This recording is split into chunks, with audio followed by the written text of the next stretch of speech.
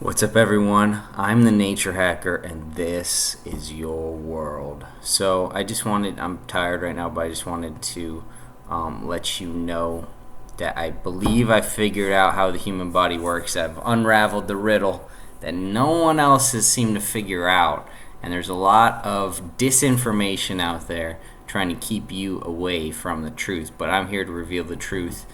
And this is what I believe is happening. You have carbonic anhydrase, you have the red blood cell.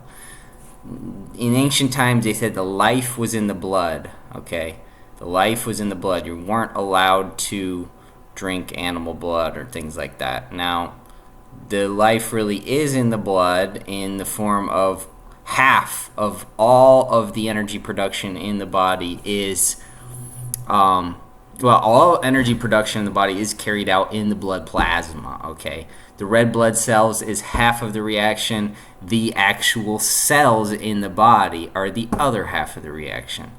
In the blood plasma is where the energy is produced in the body.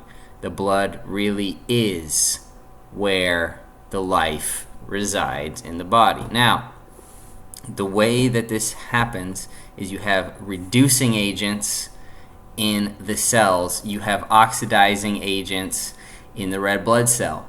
Those agents combine in the plasma to produce electricity, a voltage potential energy. Now that voltage is used to carry out many different things, but I'm not exactly sure how it links. But basically what there is there's a voltage potential between the red blood cells are the cathode and the regular cells are the anode of the battery. So anyway, the way this works is the oxygen in the red blood cells is only used for one purpose, and that purpose is to create hydrogen peroxide. So here's what the red blood cells do. They emit hydrogen peroxide and bicarbonate. Hydrogen peroxide and bicarbonate combine to form peroxybicarbonate. HCO4 instead of HCO3 is normal bicarbonate. Peroxybicarbonate is HCO4. This is a very great oxidizing agent as far as I know. I need to look into it more. I just found out about this molecule a few minutes ago, so I need to learn more about it. But it seems as though the cathode of the red blood cell emits what amounts to peroxybicarbonate into the blood plasma. Now, in the cells, there's these very strong reducing acids like acetic acid, possibly formic acid. We know formic acid is the best, so let's just say formic acid. It's emitting H plus ions, which are very strong reducing agents. So you have the red blood cells emitting peroxybicarbonate. You have the cells emitting hydrogen ions, because basically what's happening is the membranes of these two electrodes, let's call them, the red blood cell and the cell, these membranes are allowing it so only the things they want to react go out. We got peroxybicarbonate and H plus ions. These react together to form whatever, water and all that jazz, whatever. CO2, water, blah, blah, blah. It doesn't matter what they produce. It matters how much energy is released in that reaction. It's a oxidation reduction action. The H plus is a reducing agent, with the very strong reducing acids in the cell, and they're emitting H pluses.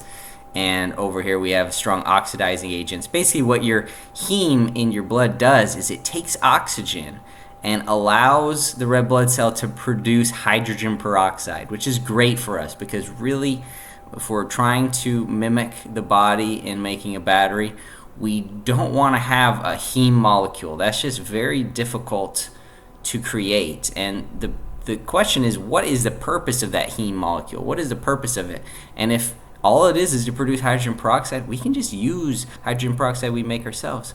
So we use we can mimic the red blood cell by taking away the red blood cell and using bicarbonate and hydrogen peroxide to produce peroxy bicarbonate, HCO4, which is a very, I guess, a strong oxidizing agent. So we can take that away, and then all this is really is a very strong reducing acid. We can just replace this with formic acid, and hopefully we would have membranes that are, also trying to prevent all the other junk from coming in and only getting hydrogen ions and only getting peroxy bicarbonate, leaving behind the sodium or the potassium counter ion and leaving behind the organic side of the acid, and just only allowing the hydrogen ion and only allowing the bicarbonate and bicarbonate ion and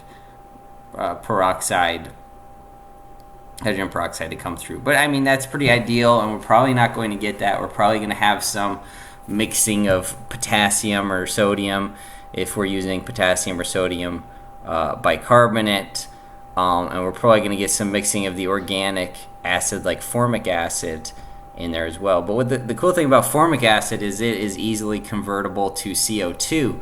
So really the only kind of contamination that we would have in this system would be some sodium or some potassium, which might be able to be neglected. I'm not sure. But anyway, thanks for watching. This is how the human body produces energy. I'm the NatureHacker. Let's do work.